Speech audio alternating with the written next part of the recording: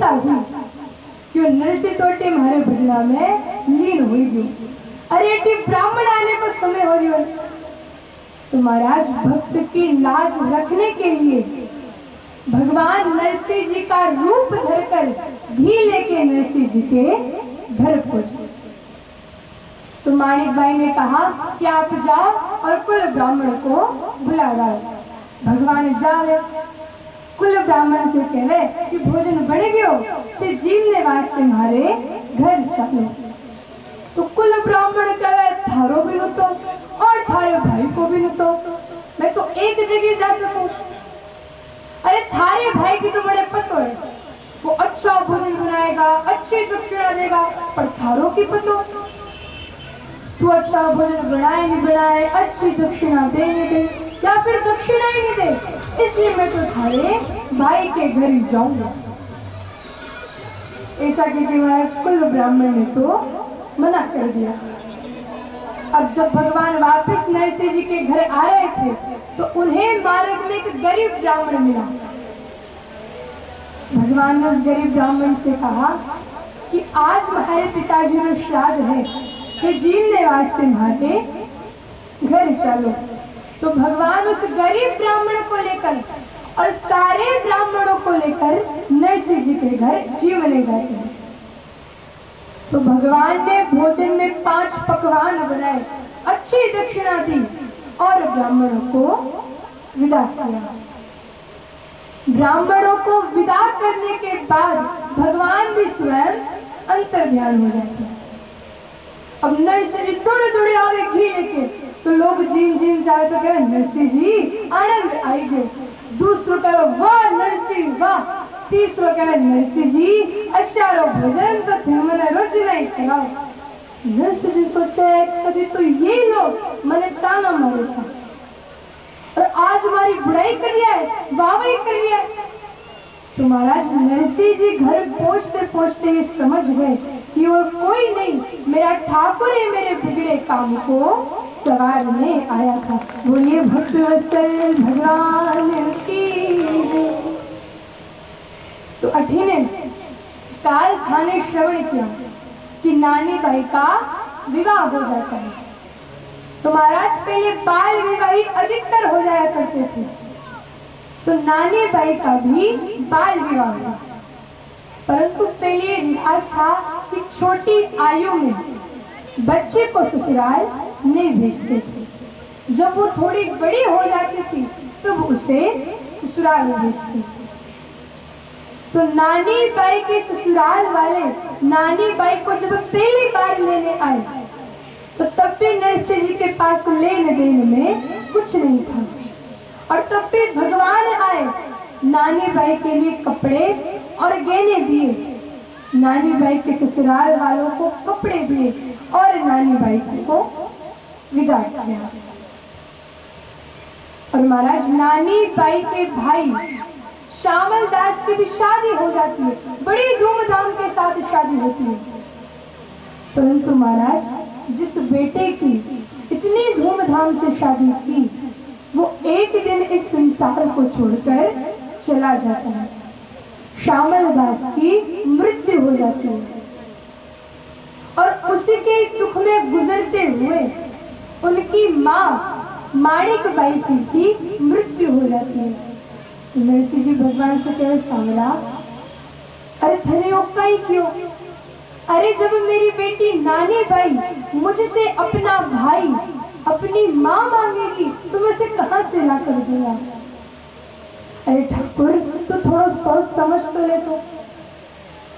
तो महाराज थोड़ी देर तो नरसिंह जी अपने ही दुख में दुखी हुए, परंतु फिर उन्होंने खुद को संभाला कि नहीं, भगवान जो भी करता है अपने भक्त की भलाई के लिए करता है और इसमें भी मेरा भला हुआ। अरे जब पत्नी थे बच्चे थे तो आधा मन उनमें भटका रहता था, पत्नी क्या कह रही है, बच्चे की ख्वाहिश पूरी करना। तो अच्छा हुआ भगवान ने वो दोनों ही मुझसे छीन लिया।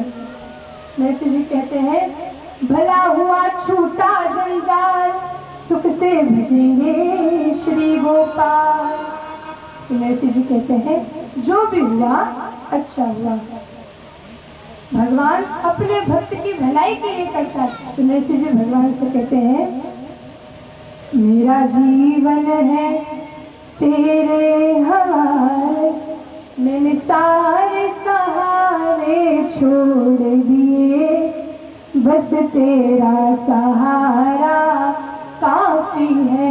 मैंने सारे सहारे छोड़ दिए, बस तेरा सहारा काफी है। शोर जब तक दोनों हाथ उठाकर सिलेंडर नहीं कर देता ना, पुलिस भी पीछा छोड़ती नहीं, ठाकुर जी भी पीछा छोड़ेंगे नहीं, जब तक दोनों हाथ उठाकर नहीं कह दोगे कि प्रभु अब तो हमने अपने आप को आपके चरणों में अर्पित कर दिया। जरा दोनों हाथ उठाकर मिलकर बोलिए, मैंने सारे सहारे छोड़ दिए, बस तेरा सहारा काफी है। मैंने सारे सहारे छोड़ दिए, बस तेरा सहारा काफी है।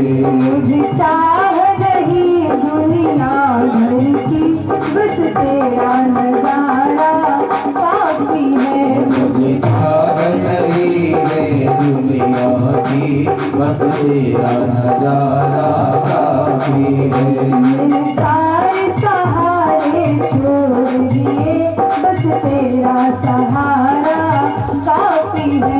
मैंने सारे छोड़ दिए, बस तेरा सहारा काफी है।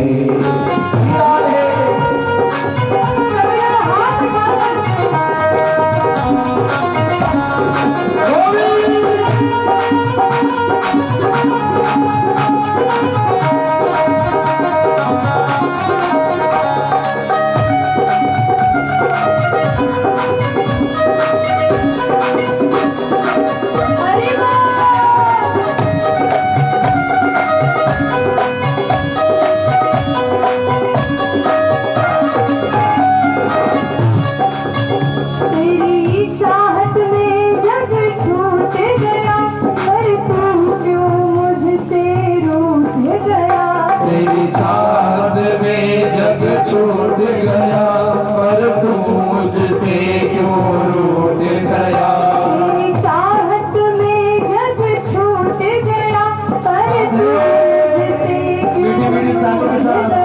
तेरी चाहत में जग छूट गया, पर तू मुझसे क्यों रूठ गया। मैं डूब रहा भव सागर में, मैं डूब रहा भव सागर में, बस तुम्हारा सागर में बस तुम्हारा बाकी है। सारे सहारे छोड़ दिए, बस तेरा सहारा काफी है। मैंने सारे छोड़ दिए, बस तेरा सहारा काफी है।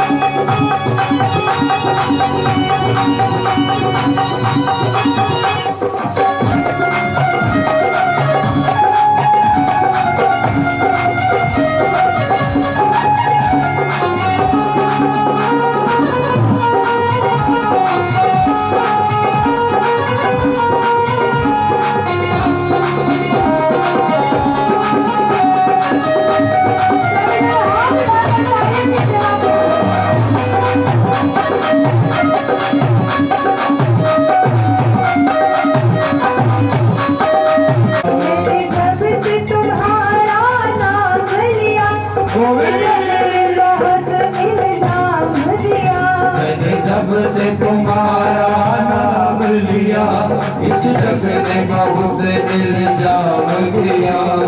तूने मुझे थाम लिया, पर तूने मुझे यूं थाम लिया बस तेरा गुजारा काफी है। जब तूने यूं थाम लिया बस तेरा गुजारा काफी है।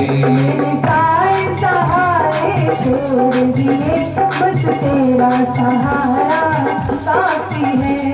सारे सारे छोड़ दिए बस तेरा सहारा काफी है।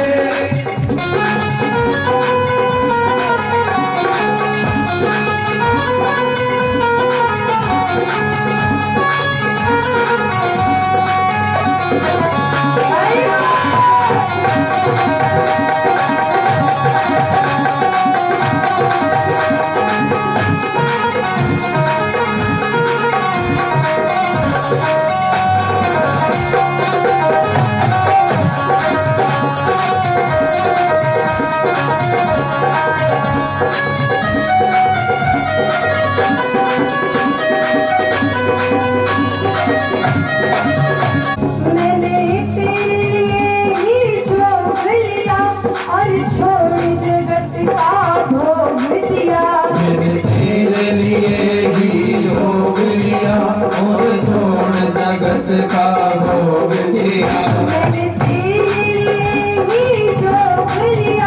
और छोड़ना तुम्हारा काफी है। रो रो के रोना काम मेरा रो रो के तुम्हारा काफी है। मैंने सारे सारे छोड़ दिए बस तेरा सहारा काफी है। मुझे चाह नहीं दुनिया भर की बस तेरा। तो अठीने अब माणिक बाई के 12 दिन आते हैं। तो महाराज पहले एक रिवाज था कि गांव के प्रत्येक घर से जीवने में एक एक व्यक्ति को बुलाते थे। तो नरसी जी सोचे मैं तो इतना धनवान हूँ नहीं कि गांव के प्रत्येक घर से एक एक व्यक्ति ने जीव ने बुला लिया, तो क्यों ना मैं कुछ ब्राह्मणों को जिमा दूं। तो महाराज उस गांव में कुछ ऐसे व्यक्ति भी रहते थे जिन्हें नरसी जी से खूब चिढ़न होती, खूब चिढ़ते महाराज नरसी जी से। तो उन्हें जब ये पता चला कि नरसी जी कुछ ब्राह्मणों को जिमा रहे हैं, तो वो नरसी जी के पास पहुंच गए और कह रहे नरसी जी यो तो समाज को रीति रिवाज है, थाने जिमानो तो पड़े गई। अरे गांव के प्रत्येक घर से एक एक व्यक्ति ने जीव ने बुलाने पड़े हुए। नरसी जी कह रहे भाया मैं तो इतना धनवान हूँ नहीं कि गांव के प्रत्येक घर से एक एक व्यक्ति ने जीव ने बुला लिया, परंतु जितना मुझसे हो उतना तो मैं कर रहा हूँ। तो उन व्यक्ति ने कहा अरे था के भाई से बोलो, वो था की मदद करे हो, आखिर था को भाई है। नरसी जी कह रहे नहीं, मेरा घर का काम मैं खुद करूंगा, किसी और से मैं क्यों मांगू। तो उन व्यक्तियों के महाराज कई समझाने पर भी नरसी जी जब नहीं माने तो उन व्यक्तियों को क्रोध आ गया और कहा कि नरसी जी अब तो थाने जिमानो तो पड़े गई, गांव के प्रत्येक घर से एक एक व्यक्ति थाने जिमाने पड़े। भोजन की व्यवस्था थे जानो आपको काम जाने, काल अतनी अतनी बजे यो पूरो गांव परिवार सहित काल था के घर जीव ने पहुंचा रहे। अब भोजन की व्यवस्था थे जानो था को काम जाए। ऐसा के महाराज वो व्यक्ति तो बाजार में जाके हंसी मजाक करे, एक तो कह रहे आज तो नरसी जी को घोड़ो मजा आयो, तो जो कह रहे मुझे तो काला ले लो। तो ऐसे हंसी मजाक कर ही रहे थे कि उसी मार्ग से 4 सेठ जा रहे। तो उन सेठों ने व्यक्ति से पूछा कि भैया कि गांव में कोई बड़ो सो सेठ है जी की द्वारिका में पहचान हो, हम द्वारिका किसी काम से जा रहे हैं और हमें पता नहीं था कि द्वारिका और जूनागढ़ के मार्ग में जंगल आता है। अब जंगल में तो चोरी लुटेरे का खूब डर रहता है, तो हमें द्वारिका की कुंडी लिखवाई है। अब वो व्यक्ति हंसी मजाक के मूड में तो थे ही सही, उन्होंने कहा है ना, नरसिंह जी यहाँ का घना बड़ा सेठ है और घना दयालु, घना सरल सेठ है। यदि थेरा के पास जाएगा वो कहेगा मैं कोई सेठ को नहीं, हमारे पास कुछ भी को नहीं, बस थाने जानो है और वहां के पेरा में गिर जाओ। क्योंकि जो नरसिंह जी भगवान के काम के लिए द्वारिका जा रहे हैं, आप नहीं तो और कौन मदद करेगा। तो वो व्यक्ति उन 4 सेठ को नरसिंह जी के घर तक छोड़ आते हैं। तो जब वो 4 सेठ घर के अंदर गए और अंदर नरसिंह जी से कहा कि नरसिंह जी माने सुनो लाए थे गांव का सेठ है। नरसिंह जी कह रहा है थाने मारो को तो कीड़े दिए, अरे मैं कोई सेठ को नहीं, हमारे पास कुछ भी को नहीं। अब ये लाइनें वो पहले भी सुन चुके। तो नरसिंह जी ने उनके 700 रुपए लिए और उन्हें द्वारिका की हुंडी लिख दी। हुंडी किसे कहते हैं जानते हो महाराज? हुंडी किसे कहते हैं महाराज? आजकल तो बैंक है पर पहले बैंक नहीं होते। तो मान लीजिए आपको इस गांव से किसी दूसरे गांव में जाना है और इतने पैसे आप नहीं लेकर जा सकते, तो इस गांव के बैंक में पैसे जमा करके दूसरे गांव के बैंक में चेक के द्वारा वो पैसे निकाल लें। परंतु महाराज पहले तो बैंक थे नहीं, तो पहले एक सेठ से दूसरे सेठ की हुंडी पत्रिका लिखते और वहां जाकर वो सेठ उन्हें उतने पैसे देते थे। तो नरसिंह जी हुंडी लिखते हैं। नरसिंह जी निहाशी प्रियतम प्राणधर सेठ श्री सावल साहब। और नरसिंह जी पत्रिका के नीचे क्या लिखते हैं? निवेदन है कि मैंने इनके 700 रुपए लिए, अतः ये इनका हुंडी पत्र देख इनके 700 रुपए इन्हें वापस दे देना। और किसके नाम पे वो पत्रिका लिखी? सावल साहब सेठ के नाम पे वो हुंडी पत्रिका लिखी। अब वो 4 सेठ द्वारिका पहुंचे। द्वारिका में खूब ढूंढते कि सावल साहब सेठ नाम का कोई सेठ है क्या, सावल साहब सेठ नाम का कोई सेठ है क्या। लोग कह रहे यो अठीने। नरसिंह जी उन 700 रुपए में पूरे गांव को 7 बार जमा दे। तो नरसिंह जी जीवना थे तो उन निंदा करने वाले लोगों को फिर भी चैन नहीं, खाना खाए जा रहे, बुरा निकालते जा रहे, क्यों बेचारे वो 4 सेठ अरे उधर द्वारिका में भटक रहे होंगे, इस नरसिंह ने तो ठग लिया उन्हें। अब विचार करो महाराज कि जिस व्यक्ति ने अपने जीवन में कभी भी धन को महत्व नहीं दिया, आज उसके ऊपर ठगी का इल्जाम लगाया जा रहा है। तो नरसिंह जी को जब पता चला कि मेरे ऊपर ठगी का इल्जाम है, तो नरसिंह जी भगवान के पास पहुंच गए और कह रहे सावरा, आज मैंने अपने सुख के लिए दूसरे के पैसे ले लिए और झूठी हुंडी पत्रिका लिख दी।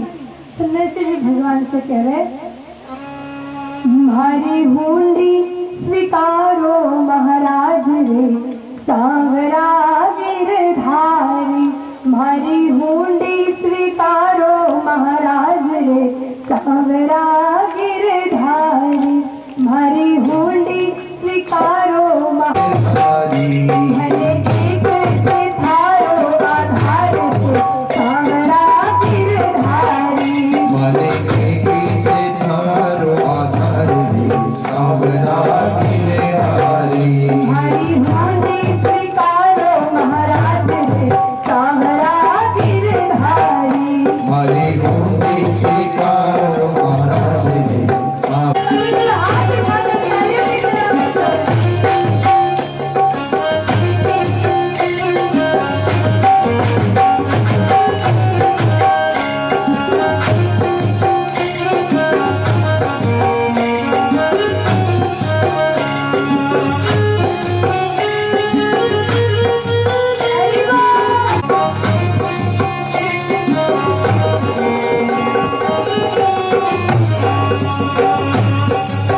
रात की बद पहलाद की, हर हर सिंह अवतार।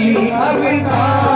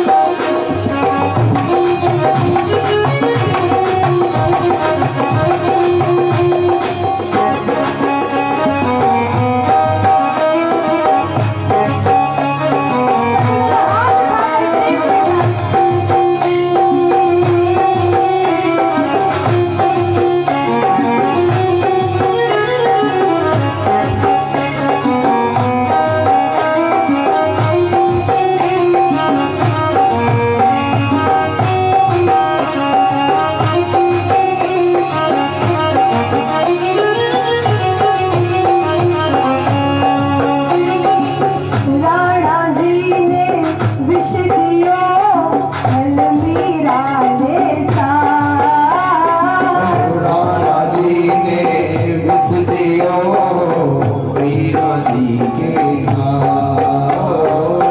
राणा जी ने विष दियो छल मीरा रे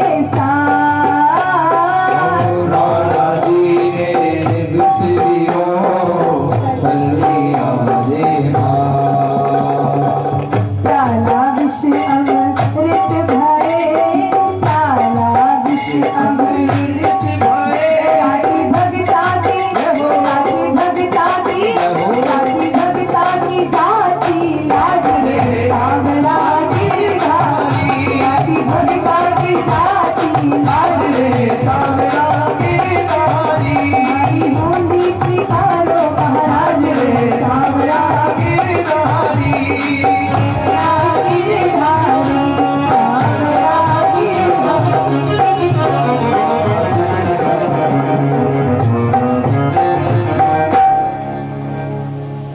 तो महाराज अठीने नरसिंह जी भगवान से प्रार्थना करो।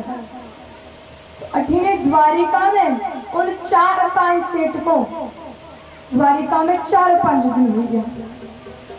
तो सेठ जब वापस आने लगे तो उनमें से एक सेठ ने कहा कि जाते जाते दोबारा द्वारिकाधीश के दर्शन करके चले, पता नहीं अब कब आना हो। तो उस सेठ के कहने पे वो चारों सेठ दोबारा द्वारिकाधीश के दर्शन के लिए जाते और द्वारिकाधीश के मंदिर में से जैसे बाहर निकले तो सामने एक सेठ गद्दी लगाकर बैठा हुआ मिला। तो 4 सेठ बोले एक बार इससे भी पूछ लेगा कि ये जाने सावलसा सेठ को कि ये हो सावलसा सेठ। तो वो 4 सेठ बोले सावलसा सेठ। भगवान कहे हाँ नहीं हो सावलसा सेठ, नरसिंह जी ने भेजा है ना आपको, नरसिंह जी से शिकायत मत करना, खूब डांट पिटेंगे। तो 4 सेठ बोले अरे आप किधर चले गए थे, हमने आपको कहाँ कहाँ नहीं ढूंढा। भगवान कहते हैं कि यदि तुम मुझे सच्चे मन से ढूंढते तो मैं तो कहीं पर भी मिल जाता। तो महाराज अब अठीने उन 4 सेठ ने, भगवान ने उन 4 सेठ की हुंडी पत्रिका देखी और उनके 700 रुपए उन्हें वापस दे दिए। तो भगवान कहते हैं कि जाते जाते हमारे घरे चलो, भोजन करे जाइए। तो भगवान उन 4 सेठ को अपने घर लेकर आते हैं। तो 4 सेठ बोले इतना सारा मुनीम, ये मुनीम की का है? भगवान कह रहे ये नरसिंह जी रा मुनीम है। 4 सेठ बोले इतना सारा मुनीम, वो भी नरसिंह जी का। भगवान कह रहे ये तो इतना ही है, इनसे ज्यादा तो कई अलग अलग शहरों में अपने अपने काम कर रहे हैं। तो महाराज भगवान ने उन्हें भोजन करवाया और उन्हें विदा किया। तो अठीने जब वो 4 सेठ जाननगर जूनागढ़ आते हैं तो नरसिंह जी उन्हें आते हुए डर गया कि अभी मुझसे 700 रुपए मांगेंगे, मैं कहाँ से दूंगा। तो नरसिंह जी उन 4 सेठ के पैरों में गिरने ही वाले थे कि उससे पहले आकर वो 4 सेठ नरसिंह जी का पैरों में गिर गया और क्या नरसिंह जी था को वो मुनीम तो घणो इच्छा। अरे उन्हें माँ की खूब सेवा की, अरे इतनो कोमल इतनो शीतल है कि तो नजर ही नहीं सकी। नरसिंह जी के घना सौभाग्यशाली हो कि ओके जैसो था के मुनीम है। तो नरसिंह जी समझ चुके थे कि और कोई नहीं, मेरा ठाकुर मेरे बिगड़े काम को संवारने आया था। बुरी द्वारिकाधीश की आइए महाराज। अठीने कल जो हमने मायरे में मंगाने के लिए जो सामग्री लिखी थी वो असल में मायरे में मंगाने की नहीं थी। वो तो एक भक्त को उसकी भक्ति को नीचा दिखाने के लिए ये सब सामग्री मायने में लिखी गई। नानी बाई को जब ये पता चला कि मेरे ससुराल वाले मेरे पिताजी को नहीं बुलाना चाहते तो महाराज नानी बाई बड़ी रो गए, खूब रो गए। अब कोको पत्रिका तो तैयार हो गई, पढ़ ले जाए पढ़, क्योंकि महाराज सबने नरसिंह जी की स्थिति पता पत्रिका थी। तो उस गांव में एक जोशी जी भी रहते थे जिनका नाम पोकैया जी। और महाराज वो इतने दुबले पतले, हमेशा बीमार रहते, पलंग पे पड़े रहते। तो वो नरसिंह जी से नानी बाई की शादी में मिले थे। अब जब तो नरसिंह जी खूब धनवान थे, तो उन्हें जब ये पता चला कि नरसिंह जी के पत्रिका लेकर जानी है, वो पलंग पे खड़े हो गए। क्या मैं लेकर जाऊं पत्रिका, मैं लेकर जाऊं पत्रिका। वहां की लुगाई बोली पत्रिका वहां पहुंच, बस उतरी थे वहां पहुंचा गया, बैठिया रहो नीचा। तो महाराज अब श्री रंग जी ने जोशी जी को अपने घर पे बुला लिया। घर को बामण को लियो छे बुलाए, कुकुम पत्री लई पांडे जूनागढ़ जाए, कुकुम पत्री लई पांडे जूनागढ़ जाए।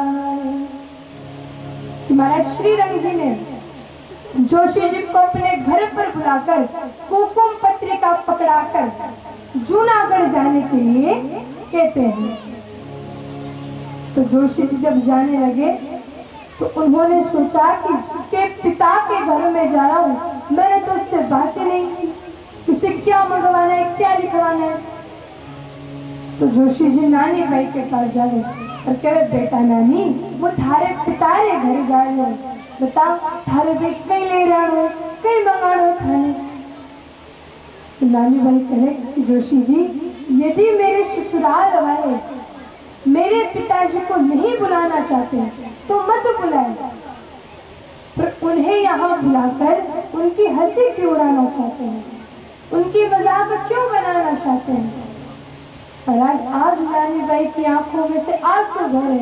तो जोशी जी कह रहे बेटा नानी, रो कहीं मेरी है, थारे मुंडा से बोले थारे कहीं लिखूं। तो नानी बाई कह रहे नानी बाई बोली थे तो लिखो ही अति, मारे तो ससुरारे घर आई जो हिम्मती, मारे तो ससुरारे घर आई जो हिम्मती।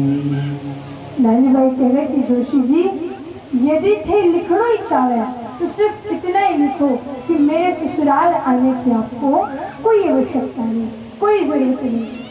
जोशी जी कह रहे बेटा नानी, तू थारे पिता ने थारे घर नहीं बुलाना चाहे। नानी बाई कह रहे हाँ, नहीं बुलाना चाहती मैं मेरे पिता को। यदि वो यहाँ आए तो उनकी खूब हंसी बनेगी, खूब मजाक उड़ेगी, मैं मर जाऊंगी पर अपने पिता की हंसी होती कभी सहन नहीं कर पाऊंगी। और जोशी जी, जितना मायरा इस पत्रिका में लिखा है उतना मेरे पिता ही क्या, इस संसार का कोई भी व्यक्ति उस मायरे को नहीं भर सकता। और क्या ये मायरा इसलिए लिखा कि मेरे पिताजी को यहाँ बुलाकर उनकी हंसी उड़ाई जा सके, मजाक बनाई जा सके, क्या इसलिए इतना मायरा लिखा गया।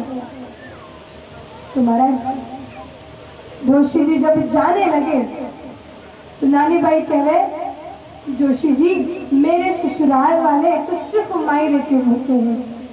अरे मेरी सासू खाए तो मायरा, पिए तो मायरा, नींद में भी चिल्लाती है मायरा मायरा मायरा। अरे मायरा तो जीवन का आधार बन गया। मारी तो सासू जी ने मायरारी ख्यात, मायरो जुड़े तो लेकर आई जो घर की भार, मायरो जुड़े तो लेकर आई जो घर की भार। नानी बाई कह रहे कि मेरे ससुराल वाले तो सिर्फ मायरे के भूखे हैं। यदि इतना मायरा आपके पास हो तो यहाँ आना, वरना यहाँ आने की आपको कोई आवश्यकता नहीं, कोई जरूरत नहीं। तो जोशी जी जब जाने लगे तो नानी बाई कह रहे इतनो तो संदेश मारो एक दीजो जोशी, मायरा बिना तो था कि खासी घड़ी होशी, मायरा बिना तो था कि खासी घड़ी। नानी बाई कह रहे कि जोशी जी, इतना सा संदेशा और मेरा क्यों देना, कि यदि आप मायरा लेकर यहाँ नहीं आए तो आपकी खूब हंसी उड़ेगी, खूब मजाक बनेगी। मैं मरे जाऊंगी पर आपकी हंसी होती कभी सहन नहीं कर पाऊंगी। तो जोश यदि तो चले जाए।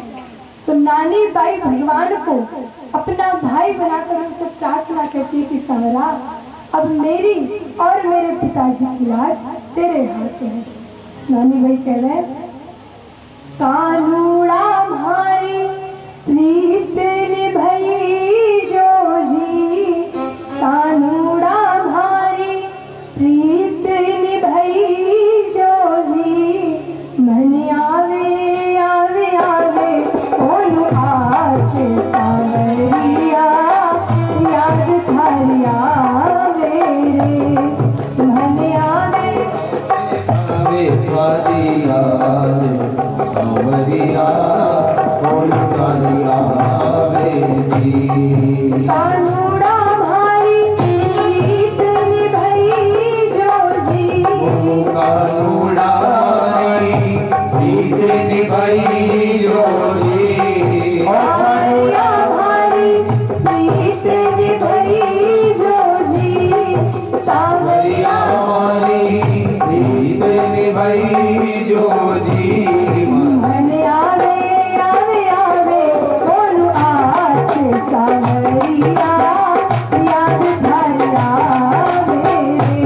मन आवे आवे ओनु थारी आज सांवरिया, लाज बचा जो जी।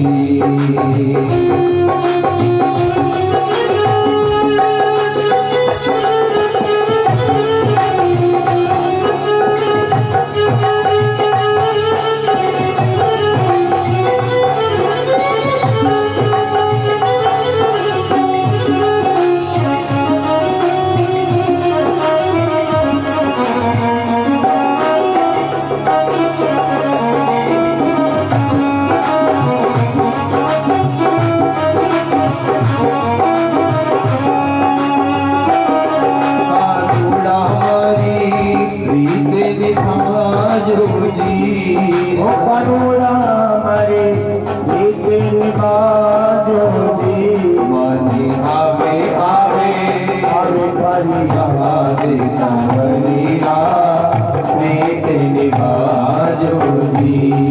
मन आवे आवे आवे ओनु आज सांवरिया, याद थारी आवे रे।